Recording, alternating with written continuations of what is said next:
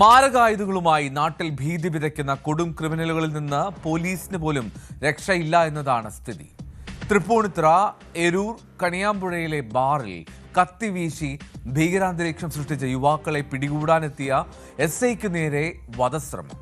Hill palace SI Anas തൗഫീഖാണ് തലനാരിഴയ്ക്ക് രക്ഷപ്പെട്ടത്. സംഭവത്തിൽ 2 പ്രതികൾ അറസ്റ്റിലായി. വൈറ്റില സ്വദേശി ആദർശ്, എരൂർ സ്വദേശി CP നിഖിൽ എന്നിവരെയാണ് പോലീസ് ബലപ്രയോഗത്തിലൂടെ കീഴ്പ്പെടുത്തി.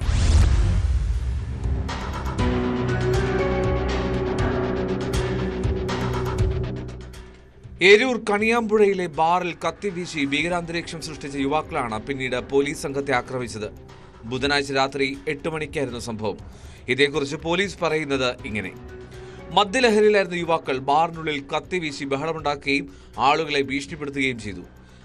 വിവരമറിഞ്ഞെത്തിയ SI അനസ് തൗഫീഖ് ഇവരെ പിന്തിരിപ്പിക്കാൻ നോക്കിയെങ്കിലും പ്രതികൾ അദ്ദേഹത്തിന് നേരെ അക്രമാസക്തരായി. SIയുടെ കഴുത്തിന് നേരെ ഇവർ കത്തിവീശിയെങ്കിലും ഒഴിഞ്ഞുമാറിയതിനാൽ തലനാരിഴയ്ക്ക് രക്ഷപ്പെട്ടു. ഇതിനിടെ SIയുടെ മുഖത്ത് പരിക്കേറ്റു. ഉടൻ തന്നെ ഒപ്പമുണ്ടായിരുന്ന SIമാരായ J അനന്തു, അനൂപ് ചാക്കോ എന്നിവരുടെ സഹായത്തോടെ പ്രതികളെ ബലപ്രയോഗത്തിലൂടെ കീഴ്പ്പെടുത്തുകയായിരുന്നു.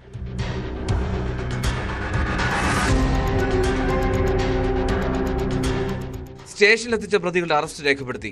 വൈറ്റില RACC റോഡ് തച്ചുരുപ്പാട്ടിൽ 18കാരനായ ആദർശ്, എരൂർ ചെറുകാട് വീട്ടിൽ 20 വയസ്സുള്ള CP നിഖിൽ എന്നിവരെയാണ് ഹിൽ പാലസ് പോലീസ് അറസ്റ്റ് ചെയ്തത്. അക്രമത്തിൽ ഉപയോഗിച്ച കത്തിയും പോലീസ് കസ്റ്റഡിയിലെടുത്തു. വധശ്രമമടക്കം നിരവധി കേസുകളിൽ ഇവർ പ്രതികളാണെന്ന് പോലീസ് പറഞ്ഞു.